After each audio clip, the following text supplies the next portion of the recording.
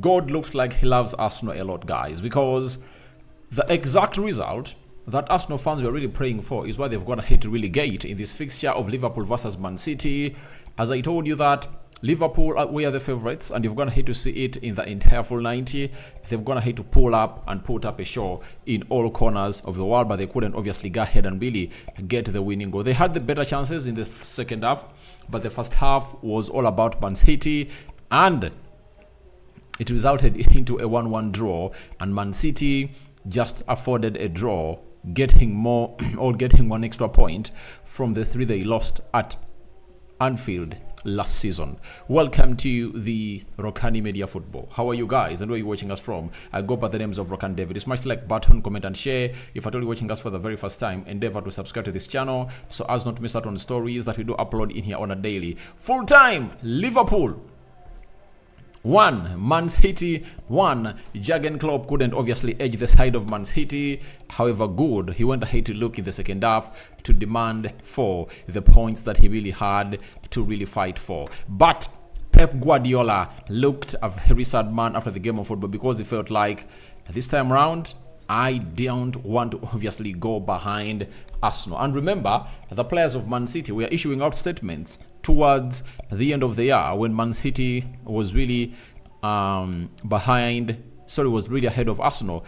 They said they never wanted to be very many points behind Arsenal as they were last time, because it reached a time when Arsenal is like 10-11 points ahead of Man City, and Man City was like, this season we are not gonna really allow this to happen, and if it happens, then we won't really get a second chance to really get back that trophy to where it deserves to be. And this time round, the game of football is going to have to be played. Man City has drawn with Liverpool. It was John Stones in a corner. Let me show you this corner. Very perfectly taken, guys. This is what I tell you, that sometimes what makes some teams really edge in these big games, you know, is how these players really act in set pieces. You know, the game has been a game of fine margins, you can describe it like that, and it required a moment. It required a moment of brilliancy to see to it that the side of Liverpool goes ahead to obviously the side of Man City takes a lead. Let me show you the brilliancy of this goal that was scored by John Stones in the 21st minute of the game. Look at this goal. Look at this very well. Now, what they did was, this is the man that scored the ball. This is John Stones. Now, Nathan Ake stood in this vicinity of McAllister. And as Kevin De Bruyne was going to bring that ball to Carl here in this area, what Nathan Ake did was to obstruct play. You get? What Nathan Ake did was to obstruct play, and one will say he was obstructing this guy, but what he did was he shielded him with his shoulder. Now, McAllister had no time to obviously go through this guy, because Nathan Ake is a giant of a lad. Guess what happened? John Stones came here and really got a clean finish, and Kahela couldn't obviously find himself saving that ball. So that's how the ball really went inside in the 23rd minute of the game, and Liverpool went ahead to really concede its first goal. But it shows you the brilliancy of Kevin De Bruyne, and him requiring just a second to produce a moment of action, you know, all a moment of brilliancy. And that was his moment of brilliancy that went ahead and obviously put it up. And Kevin De Bruyne whips the corner in front of the park, and it's Nathan Ake who is essentially blocking off McAllister, as I've told you, in there, as they torso to allow Stones to run into space. And when John Stones ran into space, it's then an easy close range finish from the defender to see Man City ahead. A well-worked routine, and Man City are ahead. So that was a training, well-worked routine into the main game of football. It was a training goal, you know, training ground goal, and it went ahead to obviously get them to where they deserve to be, and that is the side of Manchester City. So they got themselves ahead in the 23rd minute, and the entire first half looked like Man City were bossing the game. And to show you that Man City were really the bosses of the game, as I'll tell you that, I will describe this game as a game of two halves, because when you look at the stats after the 45 minutes, they were really pinpointing at Man City as the giants of the game, and it really went out to give it really went out to give them vibes of none other than Man City taking the lead. I'm just trying to really get in these stats. I read them for you to understand that it was really one of those moments that Man City failed to obviously capitalize on. Now, look at this. Liverpool had 52% ball possession and Man City had 48% ball possession. This is in the first half after the 45 minutes. Expected goals, that is the XG.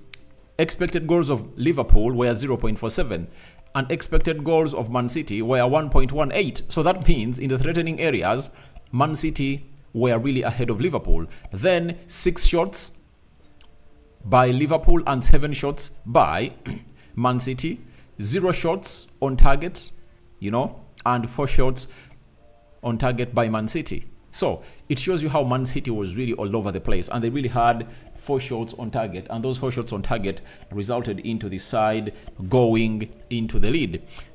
Big chances created in the first half.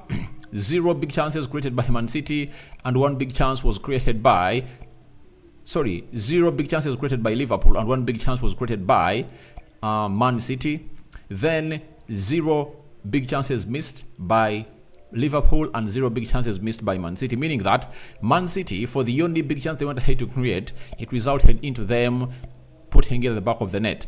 Now, possession, 87%, passing accuracy.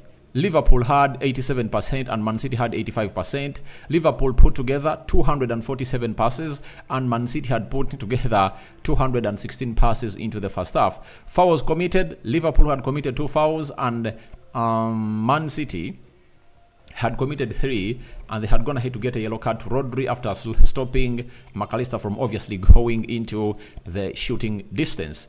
0 corners by Liverpool in the entire 45 minutes, and Man City had 4 corners in the first half. That's why I tell you that the first half was all about one guy, and it was none other than Man City. It was a one-way traffic, and the second half was for Liverpool, and I'm going to show you how Liverpool went ahead to turn around everything in the first half. In the second half, to an extent that Erling Haaland had only 6 touches on the ball in the second half. That shows you how huge they went ahead to obviously dominate play, and it's very hard to see a team really dominating City. But for the entirety of the second half, guess who was really in the second fiddle, or the the passenger's seat? It was Man City. In everything, they were second fiddle, and Liverpool was really leading the line. So for me, I really went ahead to love the game. If you're a purist of the game, you really went ahead to enjoy this game, because all what was painted was the reality that we really expected for this game of football to really result into that. Not so? I think you guys loved it a lot, and you went ahead to see to it that all went well. Now, in the second half, Liverpool went ahead to level the game in the 47th minute of the game, if at all I'm not mistaken. Let me check here very well. In the 50th minute, Liverpool went ahead to really level through a penalty, and that penalty was scored by McAllister. So McAllister went ahead to score a very beautiful penalty, and his stats are really amazing, as I'm planning to obviously coming through and really throw them onto the screen. Now, I'm having my people Irish watching in through cryptocurrency, then I'm having Ivan Don, I'm having Otai Solomon. Thank you for watching it through, but let's smash the like button close to 100 times, because it's only 10 minutes and we're having 75 people watching in through. Can we smash the like button close to 100 times? Because the more we smash that button, the more we hit the magic number. And remember, I want to hit 20,000 subscribers before the end of this month, and you guys are really important into this. In the 50th minute, McAllister went ahead to obviously get that penalty, and it was all about a foul of Darwin Núñez, and McAllister did nothing less than putting that ball into the back of the net. But one will ask, how did the penalty really come about? This is how it came about. Now, the defender of Man City, that was Nathan Ake, went ahead to really hit a very, very, very, very sloppy back pass to Ederson Molares, and it was Darwin Núñez who went ahead to run into that ball, took off Ederson Molares, and he was brought down by Ederson Molares, as you see into this picture or this frame of the photo. Now, the defender's back pass was too far or was too short, and Darwin Núñez was lacking to take advantage. But out comes Edison to try and clear the ball. But instead, his leg sends Darwin Núñez to the ground, as you see there. Yellow card was given to the goalkeeper as Michael Oliver pointed into the spot. No sooner had we gone ahead to return for the second half. And there was a deeper delay for the taking over the penalty, and later it was converted by the man himself. So this is how Darwin Núñez was really taken down, and this is the foul. And this foul resulted in a penalty that was well taken by Allister. And this is how he really went ahead to really send the goalkeeper the right way, but the goalkeeper couldn't really save this penalty. You see, Allister went this side and Ederson was there, but he couldn't obviously save that ball, and it really went into the back of the net to make it 1-1 for the side of Liverpool. Allister was really happy. He went ahead to really put in a very huge celebration, and let me try to really throw into that celebration for you as he really went ahead to celebrate. And this is a guy that was playing at Brighton, and he's really putting in results in there for you. That is Allister after leveling up the game of Liverpool versus Man City. And for me, I really saw to it that a goal was coming. A goal was coming because Man City couldn't really track down that Liverpool side and really end their attacks. I never saw them really do that, and they couldn't really stop that guy from really doing what exactly he had to do. So that is how the full game of football really went ahead to end at Anfield. Liverpool have managed to really collect those points in there for you. I want to show you something about Allister and the stats as far as his games are really concerned in there for you, and I will really get to the stats of the game and how, whether it was a penalty or not. You remember that kick into the ribs of Allister in the 10 minutes of the game, whether it was a kick, whether it was a penalty or not. I'll be here to really see what VAR went ahead to do. But Arsenal fans, smash the like button. Liverpool fans, smash the like button. And don't forget to subscribe to this channel so as not to miss out on stories that we do upload in here on a daily. And Allister has come to really create 7 assists. In the previous 7 games that's going to play for the club of Liverpool, Allister is going to have to put in 7 assists. What a performance by Allister, and everything that's going to have to put up has been really top notch as a player. Though a lot of question marks have been onto this, whether it was a penalty or not a penalty. But let me first take you into the stats of the game and show you the Premier League table and discuss about whether Arsenal is really in the right mode. Obviously lead until the end. I think it will be the 19th of May. And the rest will come in through from your comment sections in here for you. We are going to be streaming for 30 minutes here, right? And we are left with 18 minutes to stream. So for everyone who feels like has something to tell me, go into the comment section and tell me your thoughts. Now, Liverpool, to show you how they went ahead to boss the game, they really had, was it 7 shots? They had 6 shots at goal of Man City in the first half. In the second half, they had 12. They made it 19, and Man City only added 3 more shots at goal of Liverpool. Then Liverpool had 6 shots on target. Remember, in the first half, they never really had a shot on target. Man City had 4 shots on target in the second half. They managed to put in 2 shots on target. But there are those that were really deadly, that were really off target, that were denied by the bottom post. 53% ball possession by Liverpool, and Man City had a 47% ball possession. Then 565 passes completed by Liverpool. Then Man City completed 510, 84% passing accuracy by Liverpool, 81% passing accuracy by Man City, 6 fouls by Liverpool and 10 fouls by Man City, 0 yellow cards to Liverpool and 3 yellow cards to Man City, and 0 red cards to both sides, 6 offsides to Liverpool and 1 offside to Man City, 7 corners to Liverpool. For a side that never really went ahead to have no corner in the first half, they managed to capitalize onto that, and they put up what we call 7 corners in the second half. Yet Man City ended onto the 4 corners they had into the first half, and they never went ahead to register another point of view. So that is all about the stats, and I told you that this game of football has been a game of 2 halves. Man City dominated the first half, but the second half was dominated by none other than Liverpool, and Liverpool really had the urge to obviously win this beautiful game of football in there for you. Now, there is this foul. on several occasions, we've gone ahead to see Liverpool going ahead to obviously Man City foul Liverpool players in their box. But this one, guys, I don't know how this wasn't a penalty. However much, I want Arsenal to take the trophy and I wanted a draw. But to me, this is a penalty. How does this not be a penalty? Tell me. How does that not be a penalty? Please, please, please. Bring me to the normal. I might be delusional, but how does that not be a penalty? That was a penalty because this foot was not in natural position and he never got hold of the ball. That is Jeremy Doku. That was a penalty for me. It was a penalty for me. Huge penalty, and I really thought that it was supposed to be rewarded to the side of Liverpool, and maybe it really never really sounded good for the side of the referee, and they said, all right, let me try not to go on and really do the needful. But you ask yourself about what VAR is doing in this game of football, because that was the time where you really anticipated that VAR will come and intervene. After intervening, the rest will be history. That is it. So I think it's one of those moments that you can come out and really have a huge say about it. That was a penalty for me. I don't know what your thoughts are about it, but for me that was a penalty. That was a penalty. And let me go into the live chat and really put in this poll. Let's vote and see. I want to see what your thoughts are. Was that a penalty or not? You know? Let's ask, was Doku's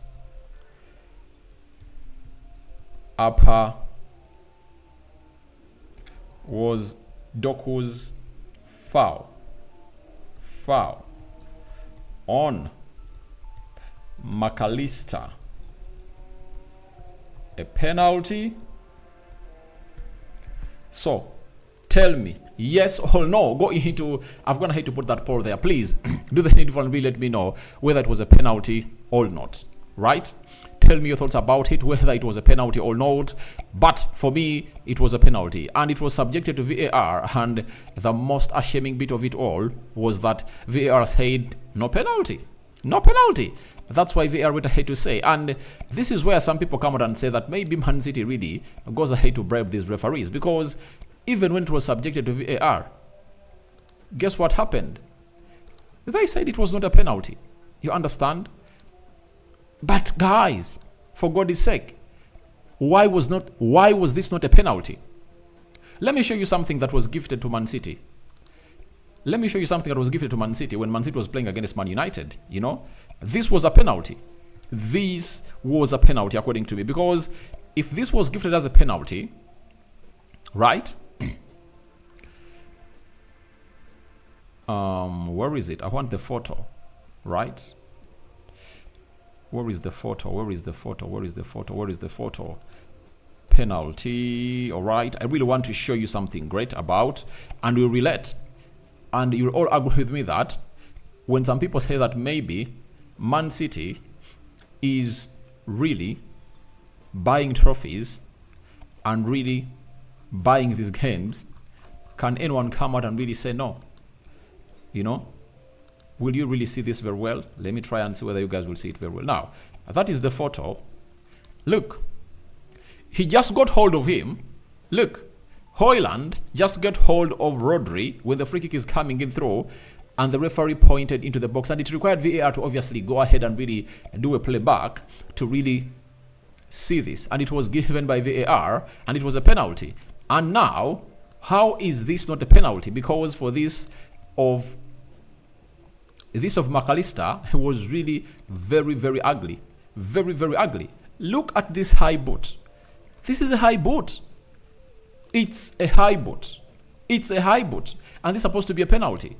That is a penalty. I don't know why. I don't know how this is not a penalty. And I would really agree with Man City fans that they got robbed. Sorry, Liverpool fans, they got robbed. They got robbed by VAR. They got robbed. For me, I think it's a penalty. Guys, what are your thoughts about it? that should be a penalty for me. I don't know what you really think about it, but for me, it should really be a penalty. But all in all, a lot is going to have to happen in this big game of football at the side of Man City, and now they've gone ahead to really put in a shift. Liverpool has gone ahead to draw, I think, the 7th game this season, and they're now having 64 points, tied with Liverpool, tied with Arsenal on top of the Premier League table. And there are some Opta stats I really want to read for you here. Kevin De Bruyne has been directly involved in 13 goals in 12 appearances of Man City in 2024. 2 goals and 11 assists, the most of any Premier League player across all competitions this year. So Kevin De Bruyne is continuing to show his class, that he is not really going to stop being classy. Then Man City's Kevin De Bruyne has assisted 7 goals against Liverpool in the Premier League, with only Ryan Giggs 8 assisting more goals against the Reds in the competition. Indeed, only Andy Cole has scored 14. And Ryan Giggs 12 have more combined goals and assists against Liverpool in the Premier League than Kevin De Bruyne, 11, 4 goals and 7 assists. That is Kevin De Bruyne for you. Then John Stones' opener was the first set piece Man City have scored from an Anfield in the Premier League since November 2011. Vincent Kompany from a corner.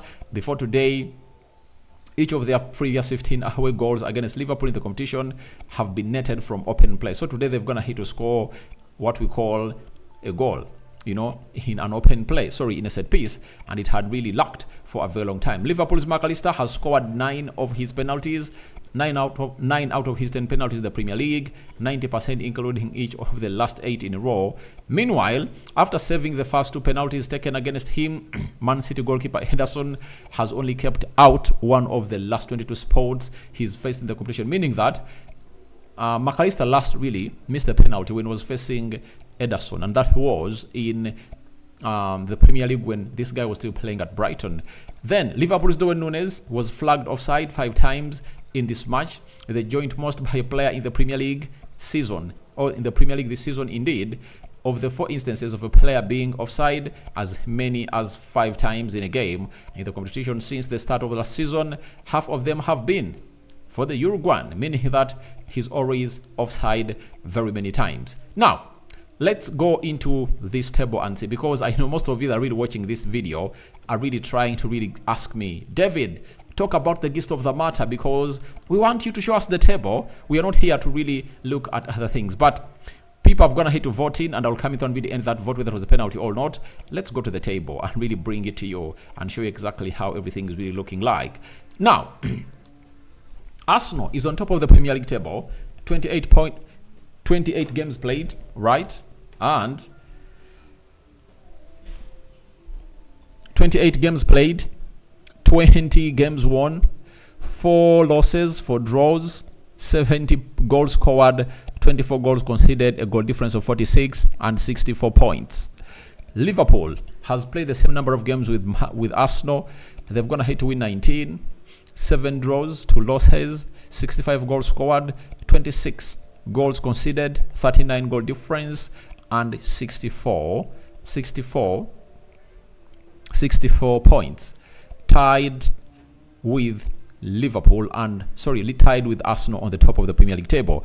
Then Man City, 28 games played, 19 won, 6 draws, 3 losses, 63 goals scored, 28 goals conceded, a goal difference of 35, and they're really having 63 points, meaning that Arsenal is on top of the Premier League table with 64 points, and they are there because of the huge goal difference they have of 64 goals. And it looked like Mikel Arteta had known that maybe at a certain point X they'll need these goals to obviously come in through and put them on top of the table. Now, 10 games left. Arsenal were on top of the Premier League table last season with 10 games to go. Arsenal were on top of the Premier League table, and out of those 10 games to go, all what Arsenal needed was to win like 5 out of those games, but they failed. It was all about not allowing to lose to Man City, draw. After drawing, you really win more 5 games, and even if you lose the 4, even if they lost the 4, Arsenal would have gone ahead to win the Premier League trophy. But right now, they are again there, and they are left with 10 games to go. If Arsenal can win those 10 games, they will be crowned champions. they'll be crowned champions. And in those 10 games, they still have Man City, they have Man United, they have Aston Villa, they have Newcastle. Sorry, Newcastle is done. They have Tottenham Hotspur. There is Brighton. They have to host Luton Town at home. They have to really do which other side? I think they have to do Bournemouth at Emirates. So Arsenal have all this in their hands. It's not in the hands of Liverpool. It's not in the hands of Man City. Everything Arsenal have to do to win the trophy is in their hands.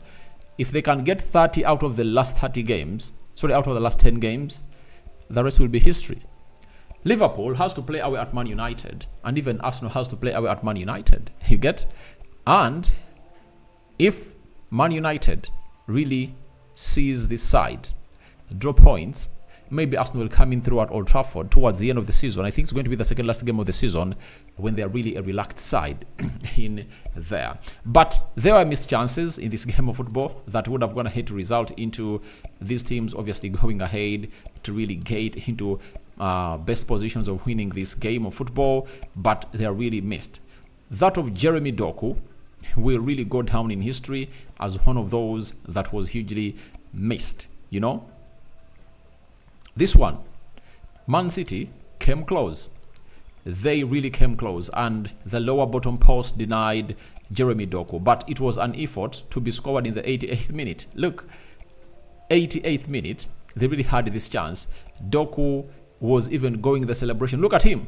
He was like, it's done. It's done and dusted, please. It's done. I've gone ahead to score my goal, and I'm going to really go to celebrate. It was done and dusted. It was done and dusted, right? So, look, this denied that goal. That was a huge chance for them. And let me show you another huge chance for Man City. Another one came in through, It was a cross, well delivered by Nathan Ake into the mixer, and the goalkeeper came in through Kahela to really fist that ball out. And as a fisted hit, the ball collided with the head of Phil Foden, and it ricocheted off the frame of the goal, and it really went out. It was a goal kick, but this was in the 72nd minute. These are the two chances that I really saw that this side would have gone ahead to capitalize on and really find themselves really winning, especially in scoring goals as concerned. Man City in the second half, by the way, had to defend. They sat back. After sitting back, they started hitting this team on the break. When you look at all those chances, it was all about them hitting them onto the break. But Darwin Núñez missing out on this one. But I think it was a fashionable save coming in through from Ortega, because Darwin Núñez had nothing to do. All he had to do was to meet this ball. Very good cross coming in through from Robertson, curling, and it was very inviting. And this ball was destined to go into the back of the net or to cross the goal line. But I see people coming out and say, he went ahead to miss that chance. But just give the keeper his credit. Sometimes you have to give keepers their credit, because this has gone ahead to happen this way because of the goalkeeper. And what a huge miss for this guy. That was really a huge miss in there for the side of Liverpool. That is Darwin Núñez. And there was even another chance. Let me see where I went ahead, obviously, capture it. It was all about Darwin Núñez. He wasted this one. Sorry, this is another chance that he went ahead to really. This is a chance for what's the name of this guy? This is Luis Diaz. Look, he really went ahead to make a step here and went in for the upper effort, but it never really crossed the line. But it was a very good pass from Mohamed Salah. He went ahead and really inverted inside and found a line-breaking pass that saw this guy really going there, but he missed out onto that.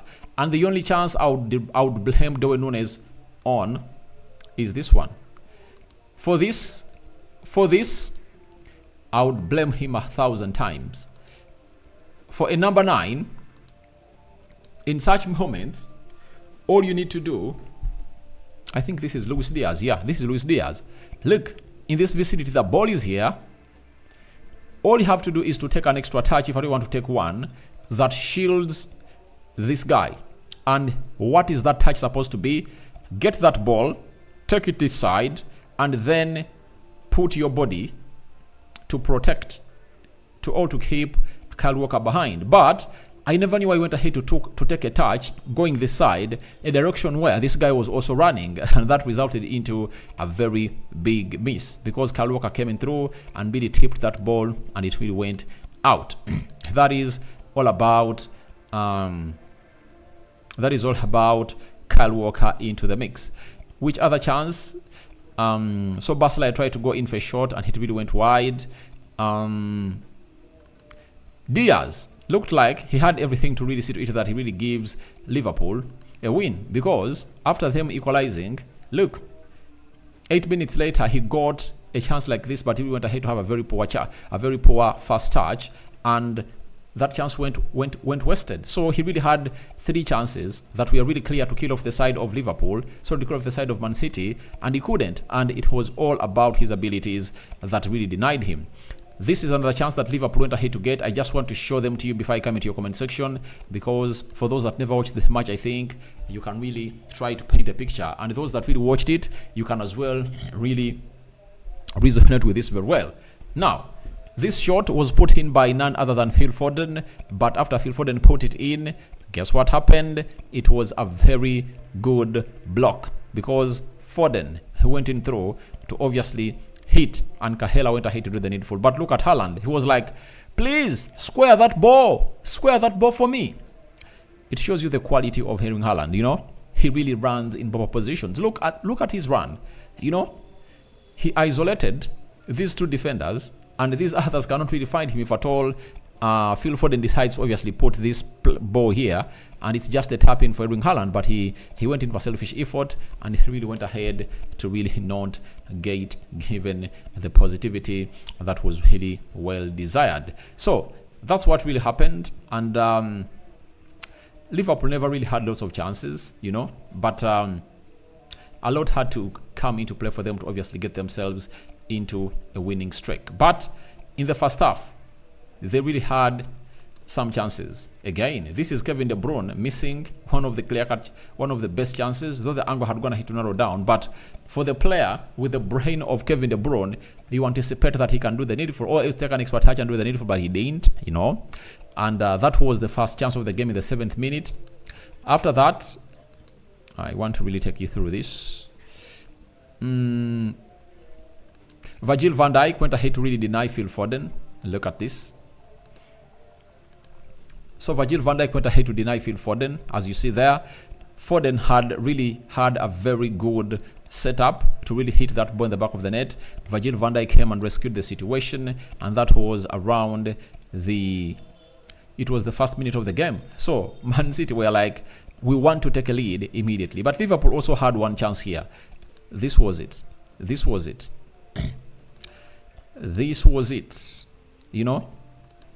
Good cross brought in by Bradley, and no one could obviously meet it. You know, this was Diaz. He was trying to obviously tap it in, but it was really very far off. very far off from him. So guys, smash the like button close to 100 times, and don't forget to really subscribe. Diaz had scored. It was really a beautiful goal, but it was really ruled out because Diaz, look, Darwin Núñez, who really gives or squares the ball behind Diaz to score, was flagged offside, and you see to it that the last man is this, and look, he's really out, and he was really offside. So thank you very much for watching it through. Let me try to go into your comment section and see what you guys are really talking about as you really vote whether that foul on McAllister was a penalty or not. Ivan Don, thanks for the updates. Otai Solomon, anyone who has missed watching this game has missed Premier League. I loved the game and the referee did what was needed, but Pep made a mistake to remove De Bruyne. Arsenal blood for life. I don't think that he made a mistake, because Kevin De Bruyne reached an extent when he was not going to deliver anything, and even him being on the field of play, do you think he did anything positive? I don't remember him doing anything positive, you know. Apart from that corner he really puts in for that goal, tell me anything positive this guy went ahead to do, right? I don't really remember, you know. Now, talking about taking off Kevin De Bruyne, photos were captured, and the first one was this, before he went ahead to obviously sit. He was like telling him, please, how do you dare do this? How do you dare do this? 22 minutes left to play and you take me off the field of play, and that will be looked as indiscipline. And I think Pep Guardiola thought that he had a lot to offer, and he went ahead and really sat with him onto the bench.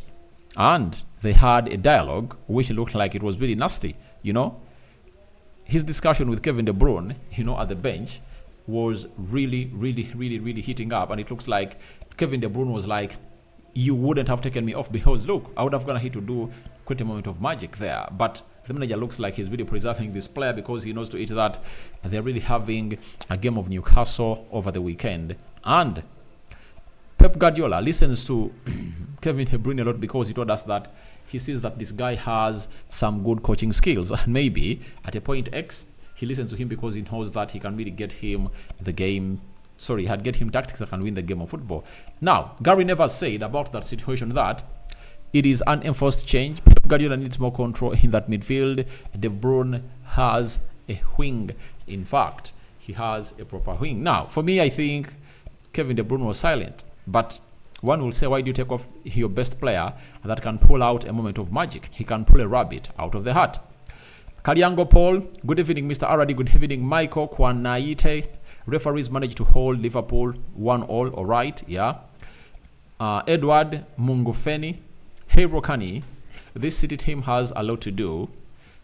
They really struggled against Liverpool's unexperienced team, so expect Arsenal to teach them a lesson at Edward. That's Edward from Denmark, right?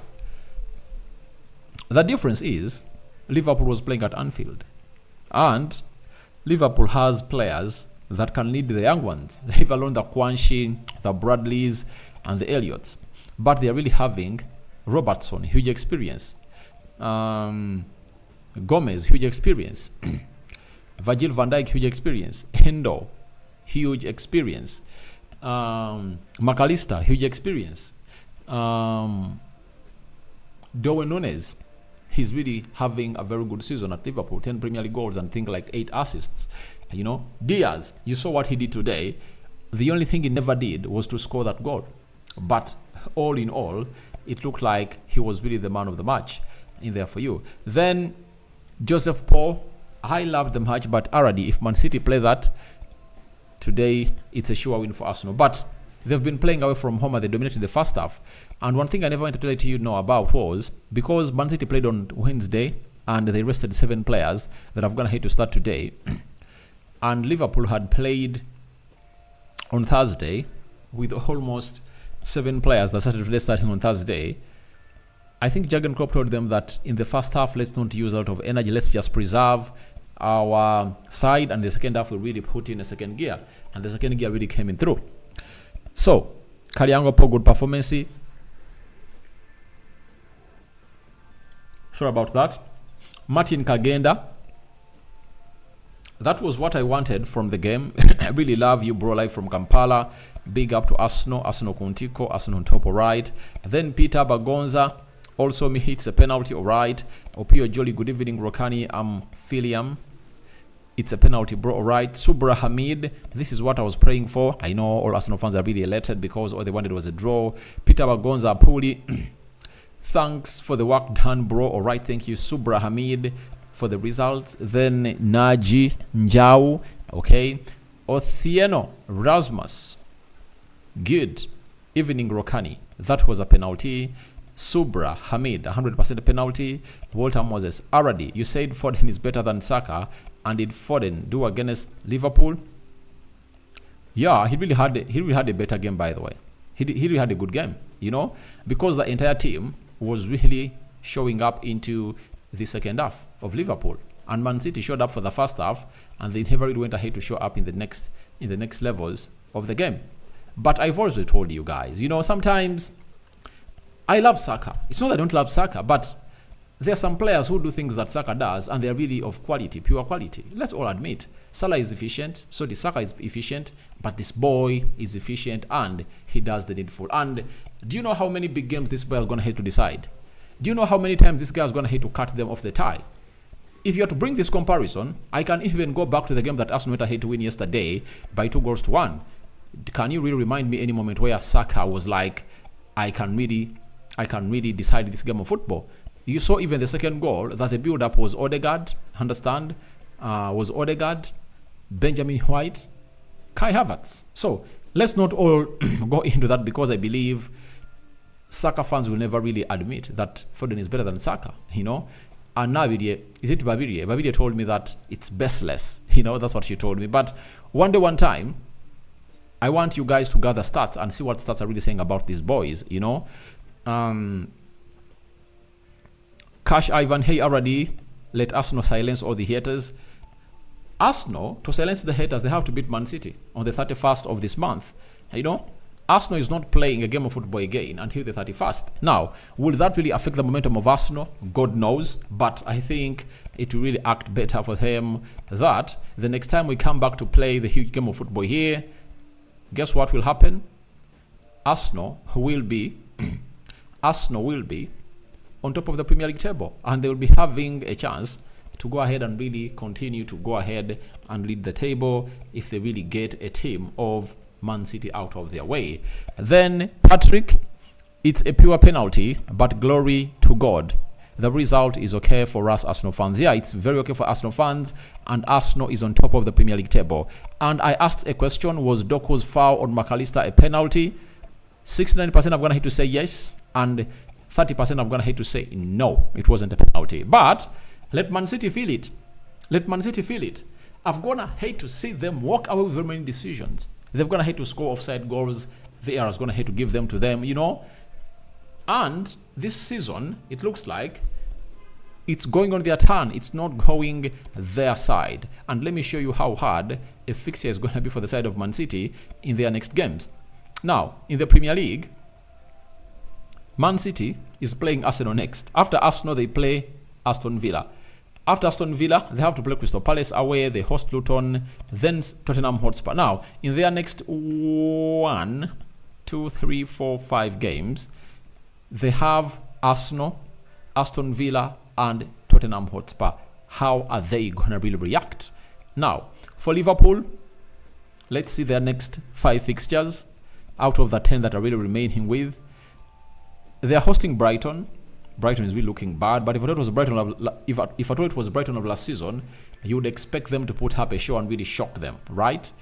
But smash like button, guys, smash it 100 times, because we are really having close to 100 people watching it through. Then Liverpool have to play Sheffield, and then Man United, then Crystal Palace and Fulham, meaning that Arsenal will be looking at the result on the 7th of April. One of the reasons as to why I think Arsenal are going to take this trophy is the result between Man United and Liverpool, and Arsenal and Man City. If Arsenal beats Man City on 31st, right? If Arsenal beat Man City on the 31st, hear me out loud, and Man United beats Liverpool, then Arsenal will find itself in a position of being 3 points ahead of Liverpool, and how many points? And 4 points ahead of Man City. So, with that gap in there for you, it can really act well, you know, and it can bring you the results. But the big question is, can Arsenal handle the pressure? Even last season, with 10 games to go, they are topping the league. You know, I think they even topped the league even when they're left with 7 games, you know, but they really capitulated and lost the trophy. Will Arsenal lose the trophy? That's another video I'm really going to come up and really do, you know. Then it's T is saying, thank you for the updates. Oh, T, thank you for watching in through. Thank you, T. Thank you for obviously coming in through, and thanks for your support. For everyone who is always watching into this channel, please continue doing the job. I really love you to the maximum. My subscribers, continue to subscribe, because you're going to hit 20,000 subscribers before the end of today. And guys, let me first check before I sign out. You know, I really want to know how many subscribers are left, because we are having people in here watching and going to hit to subscribe. Guys, we are still left with 60 subscribers. Guys, if you're watching us for the very first time, or you've always gone ahead to be watching us in, please smash the black button that has the word subscribe after smashing the notification bell. That will enable you get notified every time I upload a video onto this channel. Now, Kalyangopo, Foden has only performed this season. Saka has done great for Arsenal, both in assists and goals. You just like Foden because he's a good player. Now, Paul, let me give you a snippet. Let me give you a snippet about Phil Foden. You say just performed this season? No way. No way. Foden is now 23 years of age, right? He made his debut for Man City in 2017. How many years back? 7 years back, and he was just 16 years of age. That's when he made his debut for the side of Man City. In the first season, he played 5 games, but let me try to really show you last season. Foden played 32 games, scored 11 goals, and had 5 assists. What of Bukayo Saka? You know, Foden has been performing for City. That is it. The difference is this time around he has gone ahead to get more playing time. Last season, Saka played 38 games, 14 goals and 11 assists. And I told you that last season, Saka was better than Phil Foden, didn't I? Didn't I? I told you last season, Saka was better than Phil Foden. That's what I said. But this season, like it or not, Foden is putting in better performances than Bukayo Saka. Let's admit, guys. Last season, Saka outcompeted this guy. That is Foden. But this season, I've always told you, Foden has outcompeted Saka. Unless Saka puts in an edge and Arsenal wins the trophy, you know, after Arsenal winning the trophy, he will be really named the football player of the year. I know because it's English, they'll give it to him. But I think Kai Havertz is going to have to put up a show. Look at Odegaard. Look at Declan Rice. I think Rice is the best Arsenal player so far this season, according to me. He has going to have to join that queue of the most important players of Arsenal that I'm always going to have to come in through and really tell you here. Then I'm having Mwene Molemba. If it was Man City, they get a penalty. That foul on McAllister was a penalty. Yeah, that is it. Man City has always been favored. I've gonna hate to see Man City favored very many times, you know. Then we go to Thomas Drameli. We love you very much. I reciprocate the love. I love you too. Then Clifford Mwemba. This is Edward Mengufeni. Please, bro, Arsenal of this season is really different from last season. We shall beat City. I also have a belief that Arsenal shall beat City because of how Arsenal is really going to be looking. Timber is going to be back. Tomiyasu is going to be back. You are not going to be having any injured player, by the way, apart from Martinelli, you know. But even Martinelli for these 3 weeks, he might have healed and really have a part to play into the game. Then Clifford Mwemba. Rokan, you said yesterday, draw Liverpool and Man City, draw is good for us. Yeah, I said that the hugest result I see is a draw, and if it's going to be a win, it will go to the side of Liverpool. And you saw it very well that Liverpool missed chances, close to 5 clear-cut chances they missed out on, and that's why they went ahead to really miss out on really adding on to more 2 points, the one they've gone ahead to collect today. Steven Yiga, hey, I'm here, big up. Thank you, Steve Yiga, for watching it through. Junior John, nice, thank you for watching it through. Clement Akura, good evening. Mr. Rokani, this is what we Arsenal fans want between Liverpool and Man City game. Yeah, I told you that. That's what Arsenal wanted. Arsenal wanted a draw, and they're now on top of the Premier League table. And now, if they beat City, of which I think they can beat City according to how Man United went ahead, obviously handle City at their stadium, City can be beaten. Then I'm having Kalyango Paul, compare them even last season in terms of delivery. Yeah, I told you last season that Saka was better. Paul, weren't you on this channel last season? I came here and said, however much Phil Foden is a better technically gifted player, Saka outperformed him, you know. But this season, Foden looks like he's the backbone of this team of Man City. Kalyango Po, even this season by numbers, Saka is better. I understand, but look, because Saka is having 13 and this guy is having 11, you know. Saka is having only 2 goals ahead of this guy, but look at how this guy is playing in these games. How he's deciding games. That is the hugest question, because last season, Martinelli scored very many goals than any Arsenal player. But why was everyone pinpointing on Odegaard? Yet Odegaard had 1 goal less than him. Because Odegaard went ahead to really carry Arsenal on his back in moments where Arsenal needed him.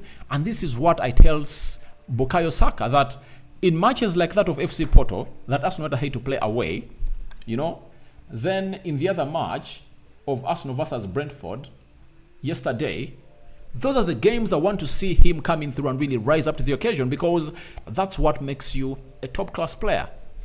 He's good, but he needs to continue killing off games for them. Francis Oloya, I'm from Kamidin. I think that's Kenya.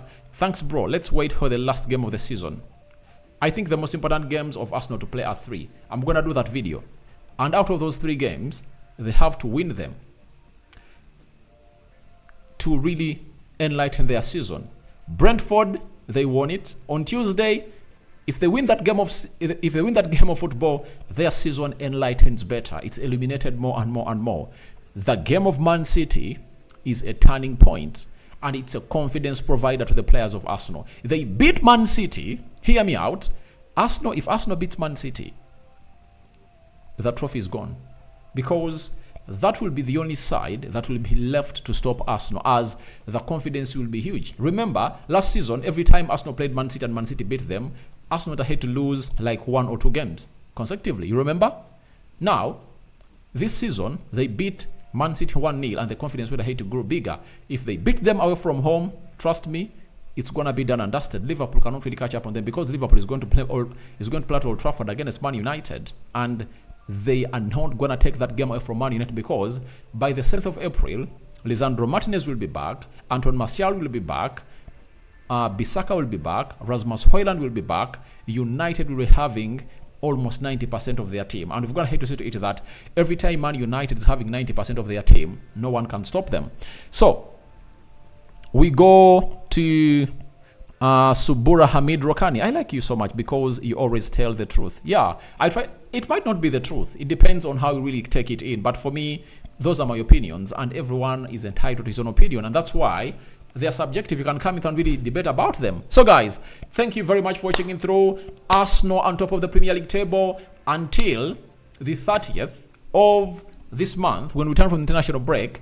That's when Arsenal will show us that they can really keep on top of the Premier League table after they play against Man City on the 31st of this month. May the living to God bless you abundantly. Smash the like button, goes 100 times. For everyone who has been part of this channel, I love you and good night. But I'm going to return with lots of stories. My man of the match. Who is my man of the match? Let me see. Luis Diaz would have gone ahead to be, but he missed out on very many chances. Let me give it to Luis Diaz. That is it. Luis Diaz, McAllister, one of those. One of the two, Darwin Núñez led to a penalty.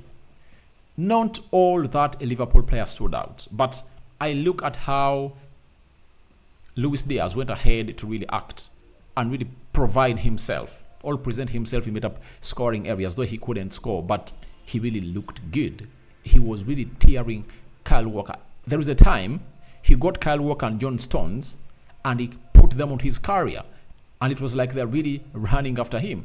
Then he went ahead to really leave them down and beat them by his skill set, and skipped past them and left them towards the touchline. And he really side into the 18 yards box area of Man City. That's how good he really went ahead to look today. I think he was the best player on the field of play, according to me. So guys, I cover you all in the precious blood of Jesus Christ, and may the living God bless you abundantly. Rokan David is my name. RD are my initials, and I'm really having Ayesiga Pius Rokani, thanks for the news, bro. Thank you. Then Mwene Molembe, clean penalty. Very, very clean penalty. Clean penalty, I might say. I'm out. Bye-bye, my mates, and see you. I might really come back and do another live stream with the title, Arsenal on top of the Premier League table.